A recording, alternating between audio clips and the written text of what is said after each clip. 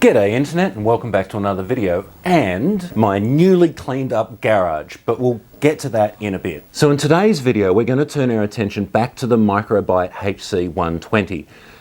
There's been a few delays which I'll get to in a second, but I haven't been just sitting idly.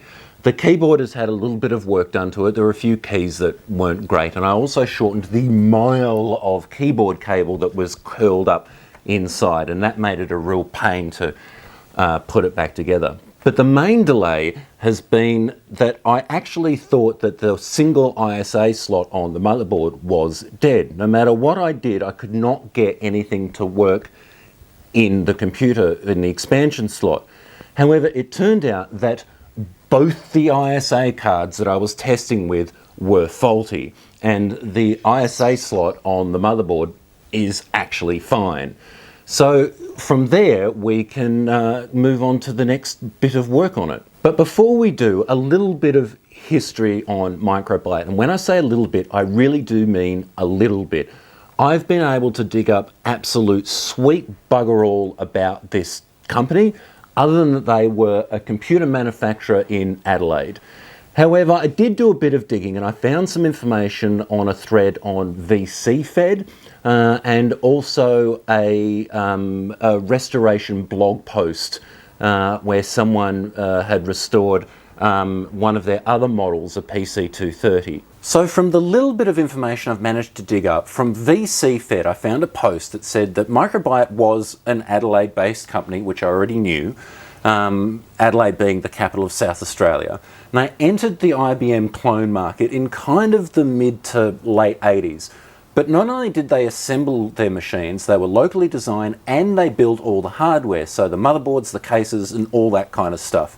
They did sell a lot of computers to the education market around Adelaide and in South Australia. However, the influx of cheap import clones at the time pretty much killed that venture. And the only other tidbit of information I've been managed to find out is when MicroByte went belly up, they were bought out by a Melbourne company called Tehran.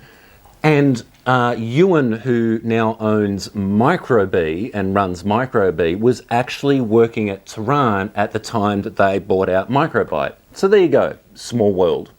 But today's one bit of work is just one small upgrade I've wanted to do to this machine since I very first got it, and that was to put a hard drive in it. Now obviously a machine of this form factor is going to be difficult to wedge a hard drive in, but thanks to modern conveniences of compact flash, we can use an XT to IDE controller and a compact flash adapter, and we're golden. So let's go ahead with that.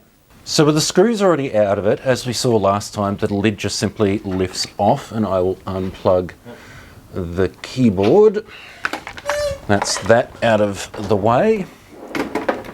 And all we now need to do is simply put the XT IDE and the compact flash card in there. But I want to just very quickly show you the rather unique way that this thing mounts its ISA cards. So as expected, here's our ISA slot.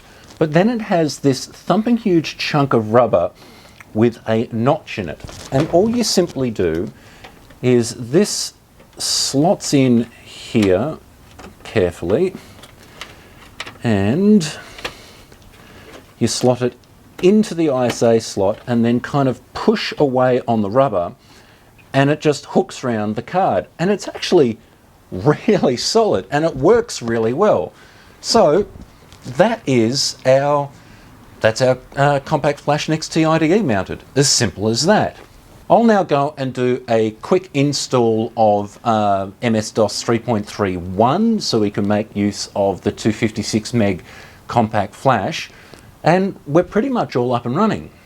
So with it all back together and DOS 3.31 installed and some games copied across thanks to having a compact flash card, we can just simply power it on. And you can see that the BIOS starts and does its count up to 64K of RAM.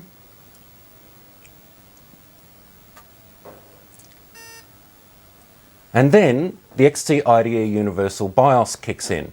which was actually quite a relief, because with the weird soft BIOS thing that this machine has, there was always a chance that the two would conflict, or the soft BIOS just would go, I don't know what you're talking about, but it works. And we can boot to DOS.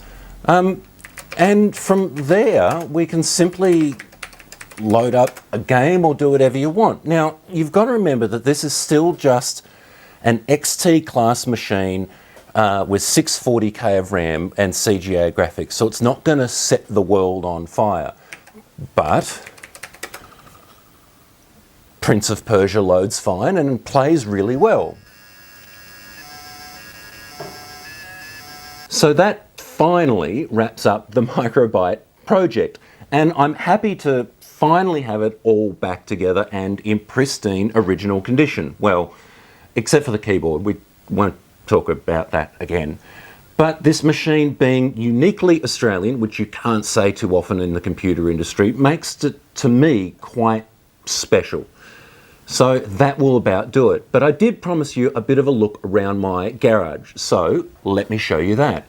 So one of the main things I wanted to do out here is put up a whole stack of shelving, which I've done.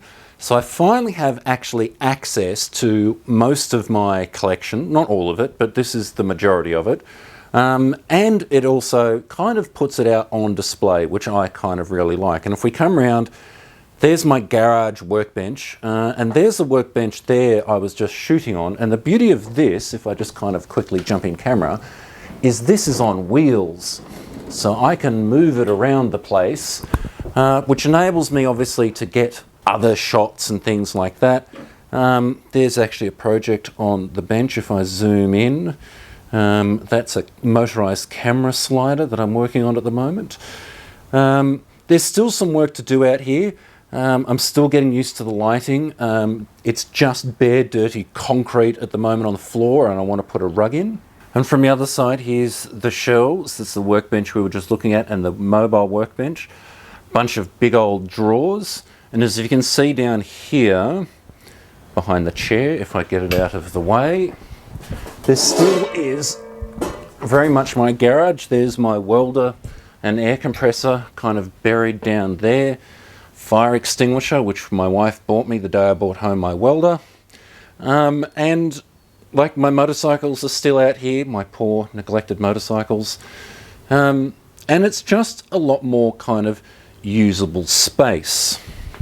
Now, the main reason I wanted to do this was basically just to give myself some more usable space. I can do bigger projects out here. It's nice to be able to do retro brighting indoors instead of outside where there's constantly wind blowing and making a big mess. And it's easier to kind of disassemble computers and safely put things away and that kind of thing. I also finally, as I said, can look at my computers at least, even though I don't have time to play with many of them all that often. So yeah, and for the videos, it also kind of, I guess, gives me a bit more variance in my videos, so I can shoot from different angles, different backgrounds, different feel, as opposed to my tiny little office where I do all my other shooting. So yeah, I'm happy with it, and this mobile workbench makes life a hell of a lot easier as well. So I hope you liked the video, and I'll see you in the next one.